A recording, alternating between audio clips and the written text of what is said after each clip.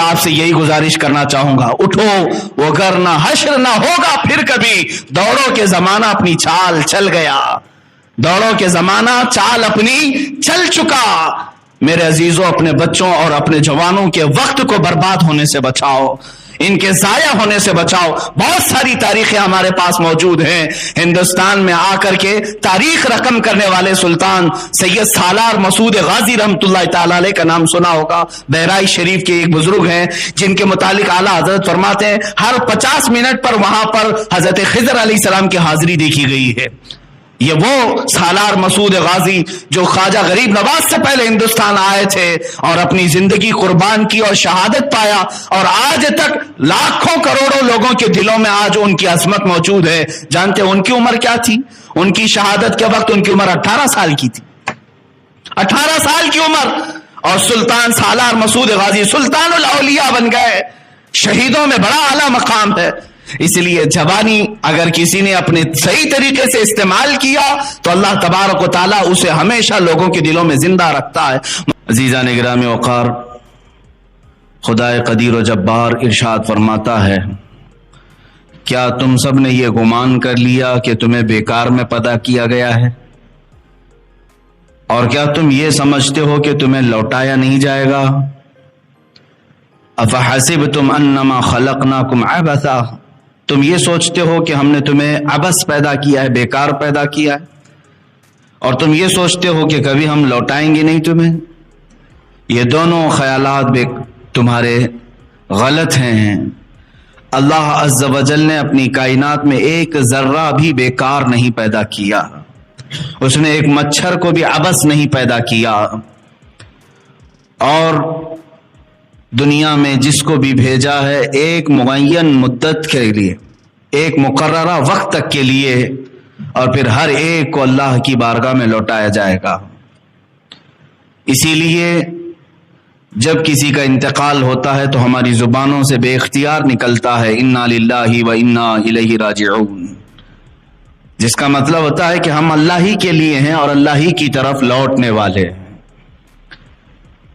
عزیزان گرامی، جس نے اپنی زندگی کا مقصد اور اپنے یہاں پر زندہ رہنے کا مقصد نہیں سمجھا، وہ سب سے بڑے دھوکے میں رہا۔ لوگ یہ کہتے ہیں کہ فلاں نے مجھے دھوکہ دے دیا، فلاں نے میرے ساتھ چیٹ کیا، بلکہ ایک بزرگ فرماتے ہیں سب سے زیادہ دھوکہ تم خود اپنے آپ کو دیتے ہو۔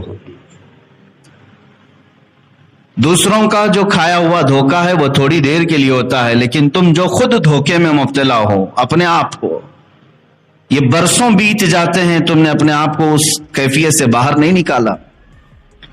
کبھی اپنے جسم کی طرف دیکھو، یہ قیمتی جسم اللہ تعالیٰ نے تمہیں کیوں کر عطا کیا ہے؟ یہ ہاتھ و پیر کی نعمتیں، یہ آنکھ و زبان کی نعمتیں، یہ قوت سماعت، قوت بصارت، یہ تمام قوتیں جو اللہ نے تمہیں بنا کسی معاوضے کے دیا ہے، کیا یوں ہی دے دی گئی ہیں تمہیں؟ ان کا کوئی استعمال؟ تو پھر ظاہر سی بات ہے بندہ جس چیز کے لیے پیدا کیا گیا ہے وہ چیز نہ کرے تو گویا کہ اس نے خود اپنے آپ کو اس دنیا میں سب سے بڑا دھوکہ دیا۔ میرے عزیزو، اپنے آپ کو دھوکہ دینے سے باہر نکل آؤ۔ میں آج یہ کہنا چاہوں گا ان نوجوانوں سے جو اپنی زندگی کا مقصد نہیں سمجھ سکے، کسی دن آ کر پوچھ لیتے کہ ہماری تخلیق کا کیا مقصد ہے، ہمیں کیوں بنایا گیا ہے، اس دنیا میں مجھے کیوں بھیجا گیا ہے، میں یہاں کیوں زندہ ہوں۔ حد تو یہ ہے کہ جو کسی چیز کی تحقیق کرتا ہے، ریسرچ کرتا ہے، اسے سائنسدان کہتے ہیں۔ ایٹم پر تحقیق کیا، ذرے پر تحقیق کیا، زمینوں پر تحقیق کیا، آسمانوں پر تحقیق کیا، انسان نے کن چیزوں پر تحقیق نہیں کیا ہے؟ اور جس مادے پر انسان تحقیق کرتا ہے وہ اتنا بلندی پر جاتا ہے کہ دنیا اسے سائنسدان کہتی ہے، سائنٹسٹ کہتی ہے۔ اور اسلام سب سے پہلے تمہیں خود اپنے آپ پر تحقیق کرنا سکھاتا ہے۔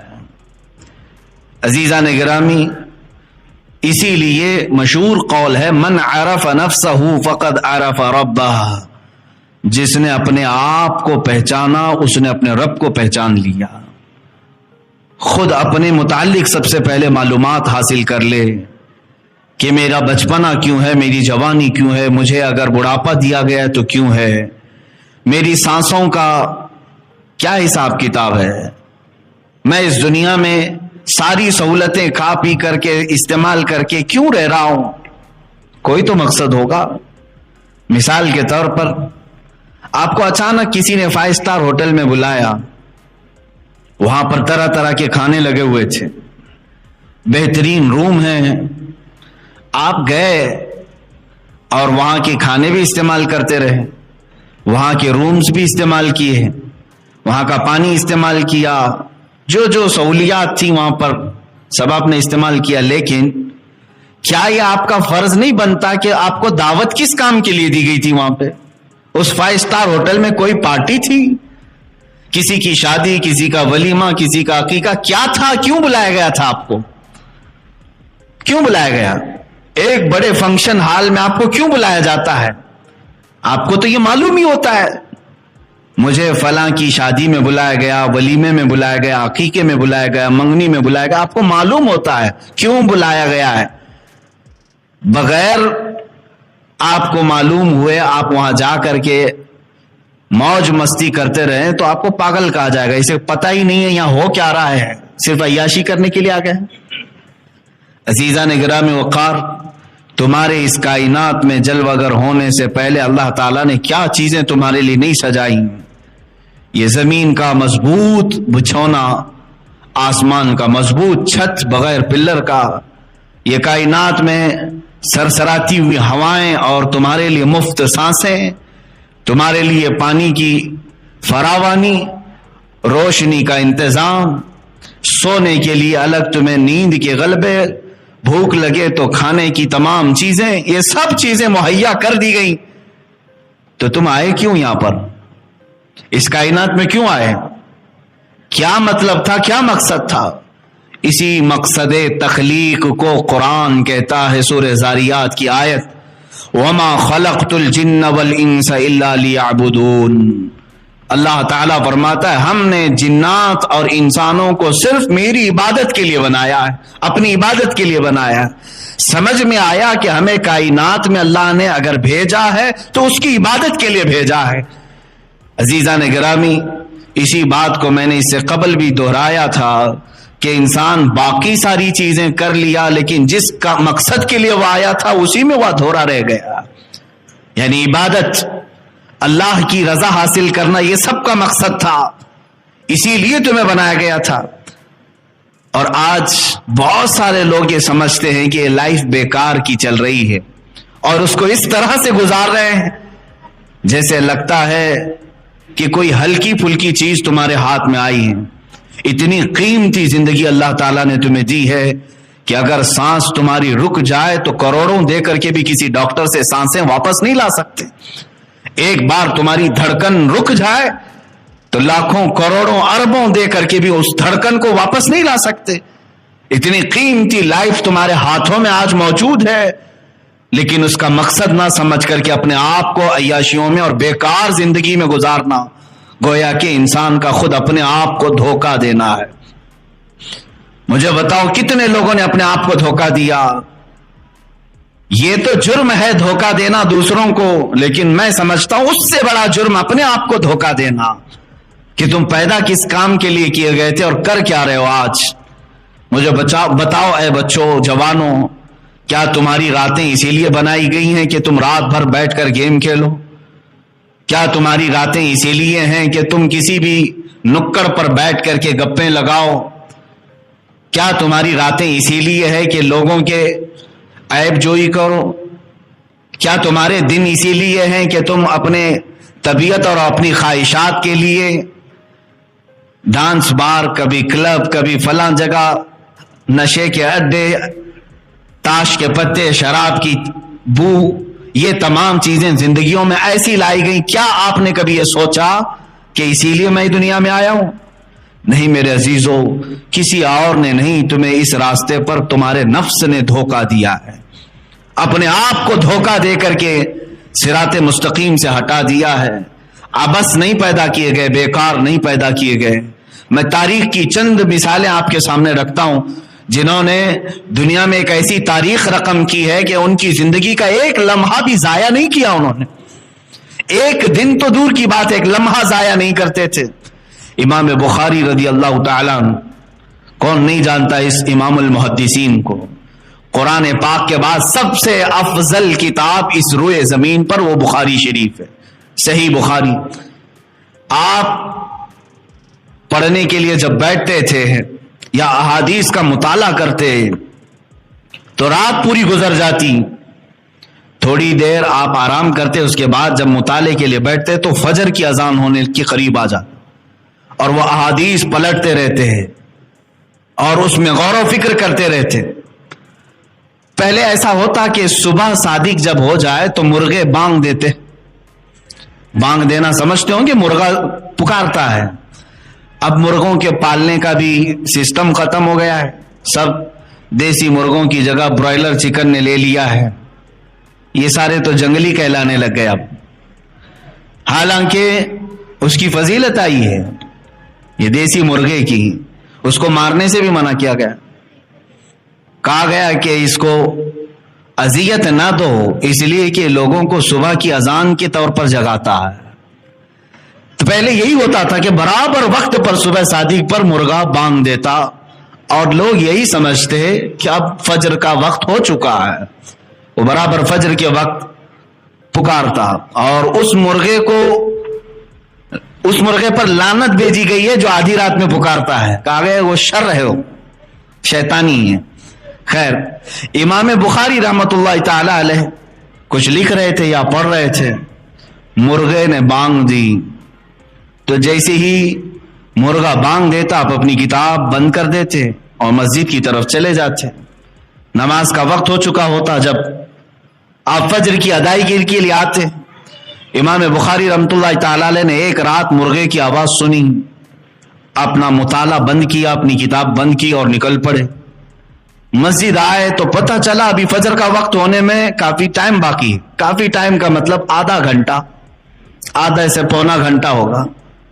اتنا وقت باقی تھا ابھی طلوع صبح صادق کے لیے. امام بخاری رحمت اللہ تعالی علیہ کو جلال آ گیا. حالانکہ اگر کوئی وقت سے پہلے مسجد میں آ جائے تو ثواب ہی ہے، کیا خرابی ہے. امام بخاری رحمت اللہ تعالی علیہ اس قدر جلال میں آئے کہ آ کر کے آپ نے ایک جملہ کہا کہ اللہ اس مرغے کو قتل کر دے. قاتل اللہ ھذا الدیک، اللہ اس مرغے کو قتل کر دے جس نے میرے مطالعے کے وقت کو برباد کیا. جو میری پڑھائی کا وقت تھا اس نے اس میں سے، اس کی آواز کی وجہ سے میں اٹھ گیا، میرا اتنا وقت اس نے خراب کیا.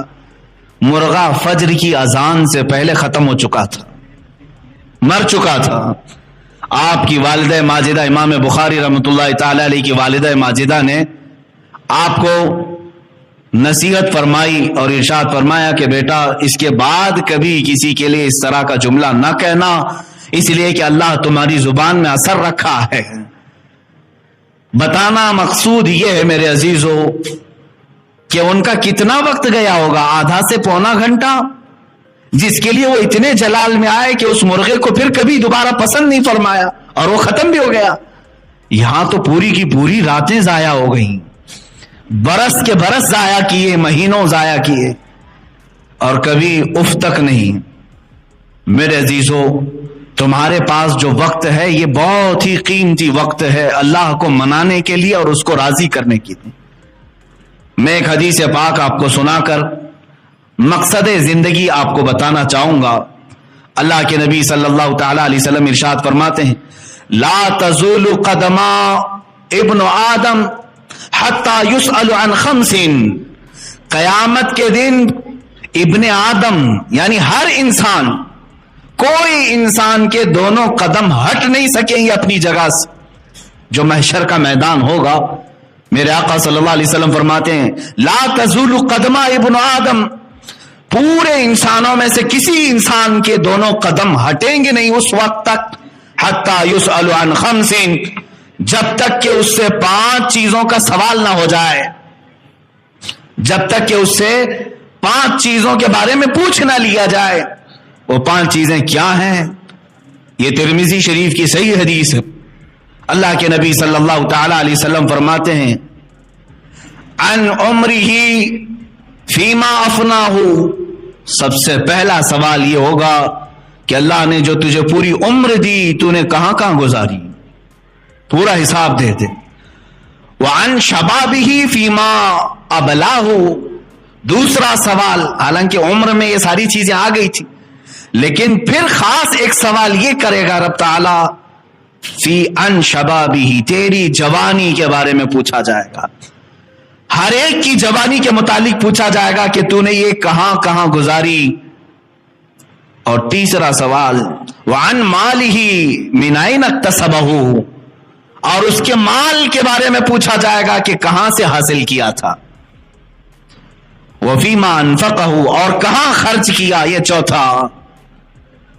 اور وفیما، اور سوال ہوگا وفیما عمل من علم او کما قال النبی صلی اللہ علیہ وسلم، جتنا اس نے علم حاصل کیا اس پر کتنا عمل کیا تھا. یہ 5 سوالات جب تک نہ کیے جائیں ہر انسان سے کوئی وہاں سے ہٹے گا نہیں. سب سے پہلا سوال عمر کے متعلق ہی ہے. کیا ہمارے پاس ان 5 سوالات کے جوابات تیار ہیں؟ نوجوانوں تم بتاؤ کہ جوانی کے متعلق جب سوال ہوگا تو بزرگان دین جو اس کی تشریح فرماتے ہیں دوسرے سوال پر انسانیت اٹک کر رہ جائے گی، یہاں تک کہ یہ دوسرا سوال ہے نا وعن شبابہ فیما ابلاہ، اور جوانی کے متعلق پوچھا جائے گا کہ کہاں کہاں گزارا، بتا دے. اب بتانے کے لیے جب شروع کرتا ہے جوان کہ میری جوانی شروع ہوئی تھی 15 سال سے، اور جب بتانا شروع کرتا ہے بزرگوں نے تشریح میں لکھا کسی کی جوانی کا حساب دے دیتے 200 سال لگ جائیں گے، لیکن اس کا حساب ختم نہیں ہو رہا ہوگا. 200 سال کا عرصہ گزر چکا ہوگا. بعض اسی سوال میں اٹک کر کے 300 سال 400 سال کھڑے ہو چکے ہوں گے. اور کسی گھبراہٹ کی ضرورت، کوئی جلد بازی کی ضرورت نہیں. 50,000 سال کے برابر کا ایک دن ہے، تمہیں تو حساب دینا ہے. کوئی اتنے سالوں تک کھڑے رہیں گے صرف دوسرے سوال کے جواب میں. ایک عمر کہاں گزارا، دوسرے اس نے اپنا شباب، اپنی جوانی کہاں بتائی. لکھ کر کے رکھ لو کہ اپنی جوانی کے متعلق کیا اللہ رب العزت کی بارگاہ میں یہ کہو گے کہ میں نے تو اپنی جوانی کی ہر رات گیم کھیلنے میں گزاری، جوانی کی ہر رات چیٹنگ میں گزاری، جوانی کی ہر رات لوگوں کو ایک جگہ سے دوسری جگہ منتقل کرتے اور ان کے عیبوں کو دیکھنے میں گزاری. انسان کی یہ فطرت ہے کہ وہ ہمیشہ برائی دیکھنا پسند کرتا ہے. اس فطرت سے باز آنا چاہیے. اے عزیزو، وقت کی قیمت سمجھو. اور نوجوانوں سے میں کہوں گا اب تمہارے لیے حالات اس قدر تیزی سے بدلے جائیں گے کہ صرف اور صرف آپ کے پاس ابھی 5 سے 10 سال کے عرصے میں اتنی زبردست چینجنگ دیکھنے کو ملے گی جو پچھلے 100 سالوں میں آپ نے نہیں دیکھا ہوگا. بہت تیزی سے تبدیلیاں آئیں گی.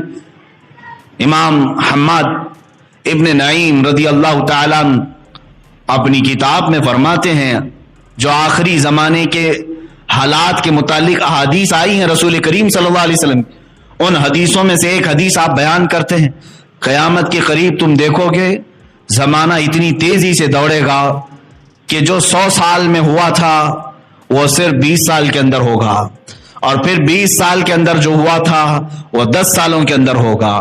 وہ آج ہم نے محسوس کیا ہے پچھلے 20 سال کے اندر اس قدر دنیا میں تبدیلی آ گئی ہے جو پچھلے 100 سالوں میں ان کے خواب بھی نہیں دیکھے گئے تھے. انٹرنیٹ کی دنیا نے کہاں سے کہاں پہنچایا ہے. اب اگلے جو 10 سال ہوں گے یہ پچھلے 20 سالوں سے بھی زیادہ تیز ہوں گے.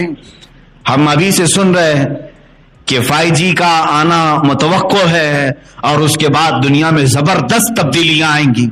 ہو سکتا ہے کہ تمہاری نیچرل قدرتی چیزوں پر بہت بڑا ایفیکٹ ہو، بہت بڑا اثر ہو. تمہارے کھان پان میں تبدیلی آ جائے گی، رہن سہن میں تبدیلیاں آ جائیں گی. بہت ساری چیزیں ایسی آج پلاننگ ہو رہی ہیں کہ مائنڈ کنٹرولنگ کے متعلق لوگ پلان بنا رہے ہیں. یہ مائنڈ کنٹرولنگ کیا ہے کسی کے ذہن اور دماغ کو ایسا اپنے قابو میں رکھنا کہ میں اٹھ کہوں تو اٹھے، بیٹھ کہوں تو بیٹھے، چل کہوں تو چلے، یا آرڈر دینے والے جو سسٹم ہے مائنڈ کنٹرولنگ کہتے ہیں، اس پر پوری دنیا آج، پوری دنیا نہیں، یہودی لابی سب سے زیادہ اس میں مصروف عمل ہے۔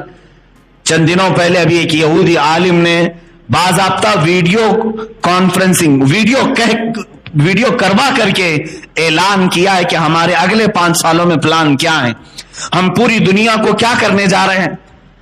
اگرچہ اس کا اعلان ہو، ہم تو جانتے ہیں اللہ جو چاہتا ہے وہی ہوتا ہے میرے عزیزوں، لیکن دنیا کو ڈسٹرائے کرنے کے لیے لوگ اور پوری انسانیت کے قاتل یہ یہودی لابی جو پلان بنا رہے ہیں، کیا ہم اس کے متعلق تیار ہیں؟ یہاں تو جوانوں کو دیکھ کر کے افسوس ہوتا ہے، بہت افسوس ہوتا ہے۔ اللہ تبارک و تعالیٰ نے تمہیں فضول نہیں پیدا کیا، عبث نہیں پیدا کیا۔ آج ہماری جوانی کو دیکھ کر کوئی مدد کے لیے بھی پکارنا نہیں چاہتا ہمیں، یہ خود اپنے آپ کو دھوکہ دیا ہوا آدمی ہے، دوسروں کی کیا مدد کر سکے گا؟ مجھے بھی چند دنوں پہلے ایک بات پڑھنے کو ملی، کشمیر کی خواتین بلکتی ہیں، آج روتی ہیں، بہت ساری ان کی پریشانیاں ہیں، لیکن ایک زمانہ تھا جب اسی سندھ کے علاقے سے چند عورتوں نے عرب کے نوجوانوں کو پکارا تھا۔ راجہ دابیر سنگھ، یہ میں 90 ہجری کی بات کر رہا ہوں، آج سے 1300 سال پہلے تقریباً راجہ دابیر سنگھ کی حکومت تھی، جب کچھ حج پر جانے والی خواتین سری لنکا سے نکلی، بیچ راستے میں گنڈوں نے انہیں اغوا کر لیا اور ان کی عزتوں سے کھیلنے لگے، تو ان عورتوں نے جو حج کے لیے نکلی تھی آواز دی کہ کوئی عرب کا قافلہ ہو تو ہماری آواز خلیفہ وقت تک پہنچا دے۔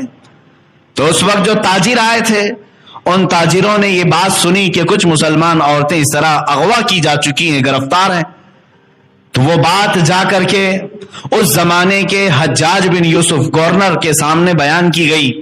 وہ خود ایک ظالم تھا، لیکن دربار میں ایک نوجوان گزر رہا تھا جو اس کا بھتیجا بھی، محمد بن قاسم، رک گیا، پوچھا کہ کہاں سے خبر لائے ہو؟ کہا سندھ سے۔ یہ ہند اور سندھ 2 خطے تھے ہمارے، جو آج کٹ کر کے کچھ پاکستان میں چلا گیا، کچھ ہندوستان میں۔ سندھ سے ہم یہ خبر لے آئے ہیں، وہاں کچھ عورتوں کے ساتھ ظلم بربریت کا کھیل کھیلا جا رہا ہے۔ تو محمد بن قاسم نے عرب کی اس سرزمین سے آواز لگائی تھی، لبیک یا اختہ، اے میری بہن میں حاضر ہو رہا ہوں، میں آ رہا ہوں۔ اس وقت محمد بن قاسم نے وقت کے گورنر سے اجازت لی اور 10,000 نوجوانوں کا لشکر لے کر وہ سندھ پر حملہ آور ہوا۔ یہ سب سے پہلا لشکر تھا جو ہندوستان میں داخل ہوا، اور راجہ دابیر سنگھ کے ساتھ مذاکرات ہوئے، بات چیت ہوئی۔ جب حل نہ ہو سکا، وہ عورتوں کو آزاد کرنے پر آمادہ نہیں ہوئے، تو صرف اور صرف عزت عورتوں کی محفوظ رکھنے کی خاطر ان نوجوانوں نے ان کے ساتھ ایسا حملہ کیا کہ یہ پورے کے پورے فوج تتھر بتر ہو گئی اور گنڈے پکڑے گئے، حتیٰ کہ راجہ دابیر سنگھ بھی گرفتار ہوا، ان خواتین کو آزاد کرایا گیا۔ پہلی مرتبہ محمد بن قاسم نے پرچم اسلام ہند میں لہرایا۔ یہ وہ زمانہ تھا جب ہندوستان میں علل اعلان کسی نے پرچم نہیں لہرایا، پہلا لشکر۔ لیکن مجھے یہ بات اس لیے بتانی پڑ رہی ہے کہ جو محمد بن قاسم عرب سے چل کر کے چند خواتین کی عزت بچانے کے لیے آیا تھا، وہ کوئی 40 سالہ 50 سالہ تجربہ کار سپہ سالار نہیں تھا، وہ جرنیل اور کمانڈر نہیں تھا، بلکہ صرف اور صرف 19 سال کا جوان تھا، صرف 19 سال کا جوان تھا۔ 10,000 کے لشکر کو لے کر آیا اور خواتین کی عزت بچانے کے لیے 19 سال کے جوان تو آج عورتوں پر جھپٹا مارنے کے پلان بنا رہے ہیں، عزتوں پر ڈاکہ ڈالنے کی سوچ رہے ہیں۔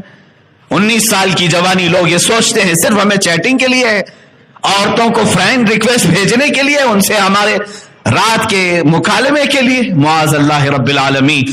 یاد رکھو تمہارا جو یہ شباب، تمہاری یہ جوانی جن لمحوں میں گزر رہی ہے، تم کیا سوچتے ہو گھر کے پردے بند کر کے میں چیٹنگ کرتا ہوں؟ تمہارا عقیدہ کیا ہے؟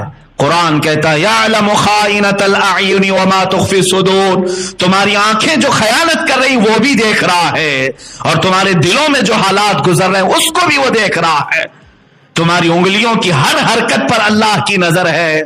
جب تم اٹھائے جاؤ گے تو ان تمام چیزوں کے ساتھ اٹھائے جاؤ گے۔ عزیزان گرامی، میں تو چند مثالیں پیش کرنا چاہ رہا تھا کہ جنہوں نے اپنا مقصد زندگی سمجھا، برسوں ہو گئے آج ہمارے معاشرے میں وہ بچے ہی نہیں پیدا ہوئے جنہیں آج اپنا مقصد زندگی سمجھ میں آئے اور مختصر سی زندگی میں اس کائنات میں کچھ کر کے چلے جائیں، دنیا کو کوئی تحفہ دے کر کے جائیں۔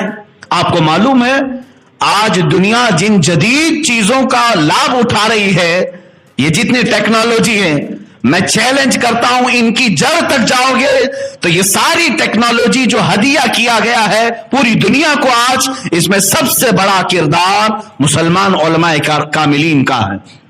سب مسلم علماء ہیں، سب مسلم علماء ہیں۔ 100 سے زیادہ مسلم سائنٹسٹ میں آپ کے سامنے پیش کروں گا جو کائنات میں سب سے پہلے ایجاد کرنے والے موجود ہیں بہت ساری چیزوں کے، اور آج چرا کر کے کسی اور کے نام پر یہ تختیاں لگائی گئی۔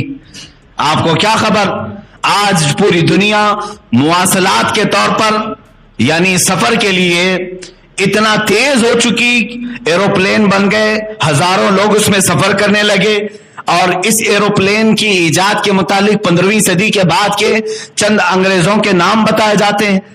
نہیں میرے عزیزوں، سب سے پہلے اس کا تجربہ کرنے والے حسین بن عباس فرناس، عباس بن حسین فرناس، یہ کرتبہ میں رہنے والا ایک ایسا سائنسدان، کب کی بات کر رہا ہوں، آج سے 1000 سال پہلے کی بات، آج یہ 2020 چل رہا ہے، وہ 1021 1022 کا سائنسدان ہے، جب کرتبہ کی جامع مسجد کے مینار سے پر لگا کر عقاب کے اس نے خود اڑنے کی کوشش کی، اور پہلا وہ انسان ہے جو ہوا میں اڑنے کا ایک تجربہ دور لوگوں کے سامنے پیش کیا۔ ایسے نہیں کہ مینار سے چھلانگ لگایا، بلکہ تاریخ میں آج بھی رقم ہے عباس فرناس 10 منٹ تک ہوا میں اڑتا رہا، اس نے نہیں ایجاد کی، اور اس کے 500 سال بعد آ کر اس فارمولے پر تحقیق کی گئی اور اس کے بعد ایروپلین بنایا گیا۔ دنیا کو ہواؤں میں اڑنے کا انداز بھی ایک عالم دین نے دیا تھا، ایک نوجوان سائنسدان نے دیا تھا۔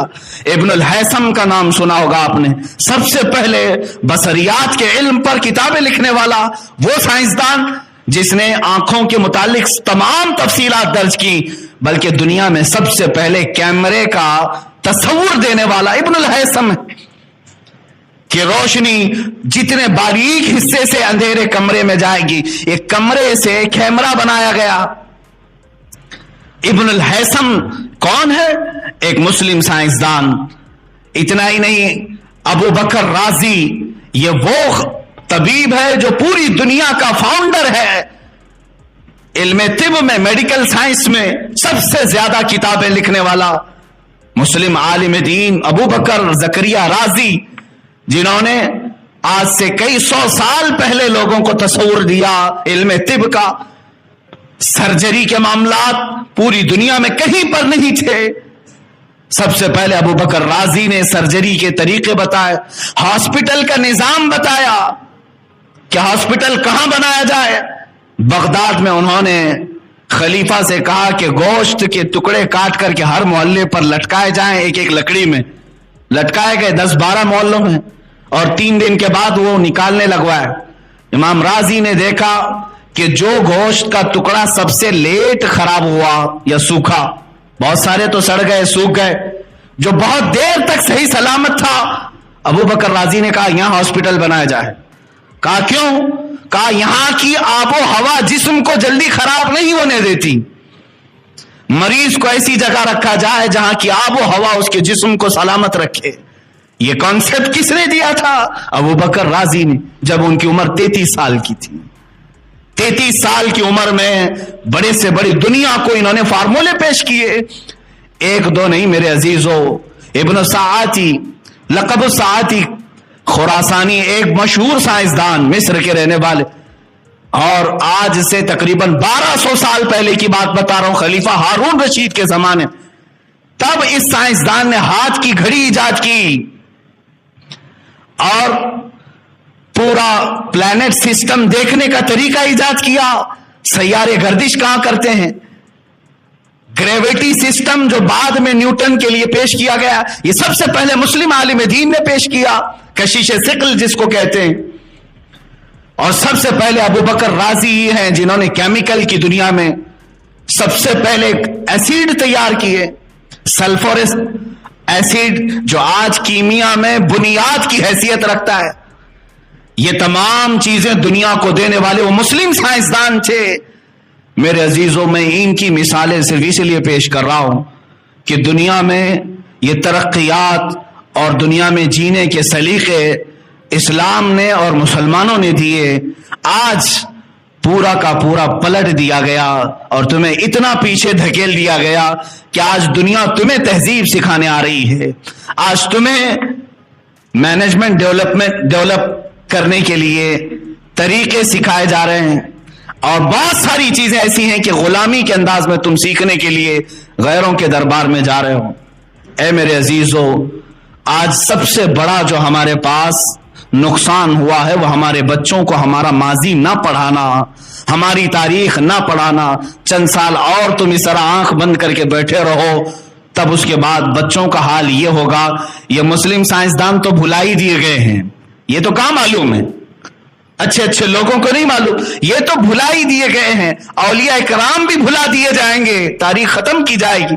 اور چند دنوں کے بعد میں بارہ یہ کہتا ہوں، شاید بچے بعد میں یہ بھی پوچھیں گے محمد کس کا نام تھا.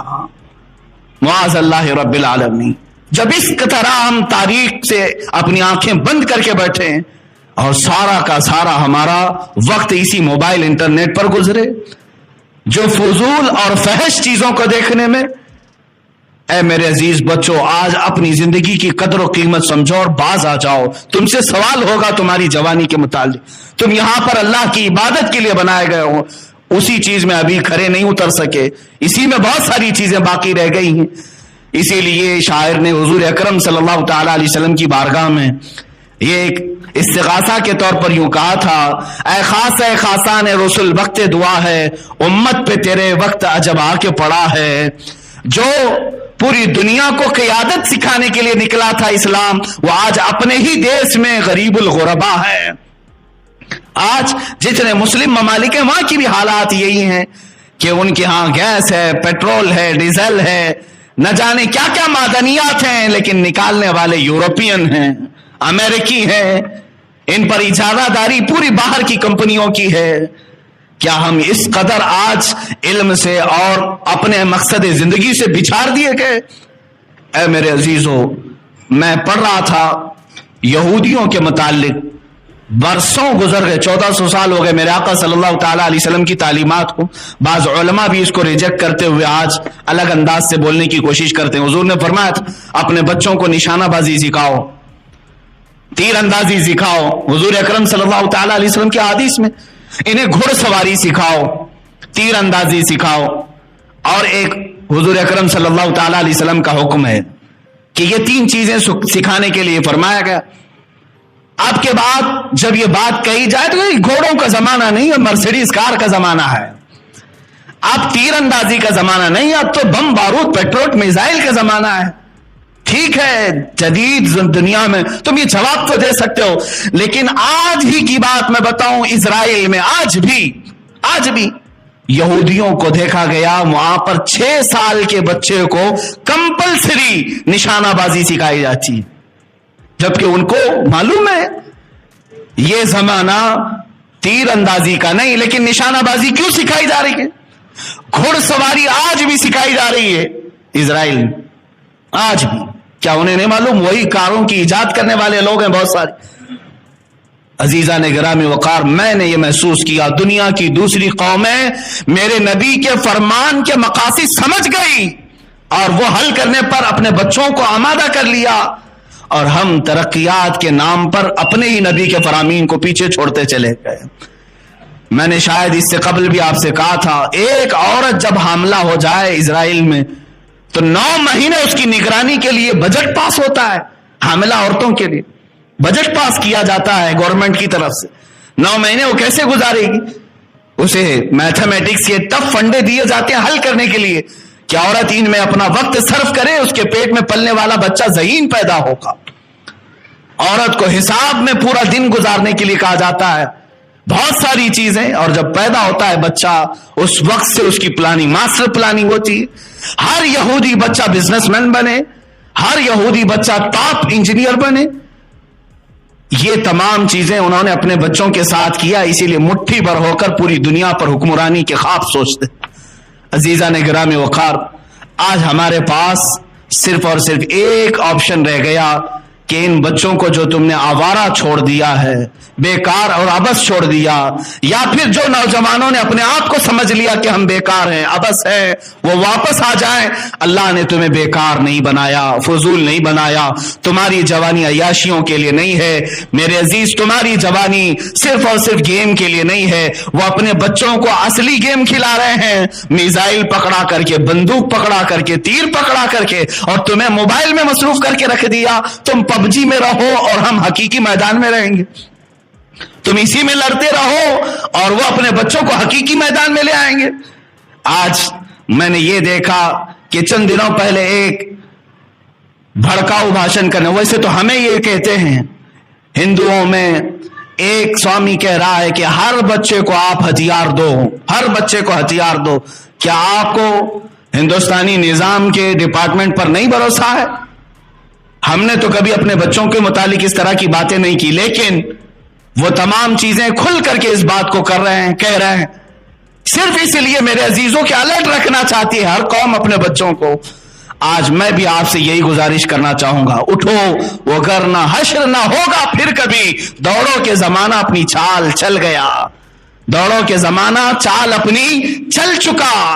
میرے عزیزوں، اپنے بچوں اور اپنے جوانوں کے وقت کو برباد ہونے سے بچاؤ، ان کے ضائع ہونے سے بچاؤ۔ بہت ساری تاریخیں ہمارے پاس موجود ہیں۔ ہندوستان میں آ کر کے تاریخ رقم کرنے والے سلطان سید سالار مسعود غازی رحمۃ اللہ تعالی علیہ کا نام سنا ہوگا۔ بہرائچ شریف کے ایک بزرگ ہیں جن کے متعلق اعلیٰ حضرت فرماتے ہیں ہر 50 منٹ پر وہاں پر حضرت خضر علیہ السلام کی حاضری دیکھی گئی ہے۔